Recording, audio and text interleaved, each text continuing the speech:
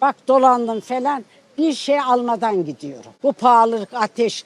Adam belediyeler bir şömineye bir trilyon vermiş. Ya. Sen Allah'tan korkmuyor musun? Kimin parasını veriyorsun be? Kimin parasını veriyorsun? Tipsiz yetimin hakkı. Bu mu Müslümanlık? Diyanet işleri kaç trilyonluk arabaya biniyor. Utanmıyor mu? Sen cesur bir kadınsın. Cesur Ha, bir hayır. Utanmıyor mu Diyanet işleri? Müslüman olacak o arabaya nasıl biniyor?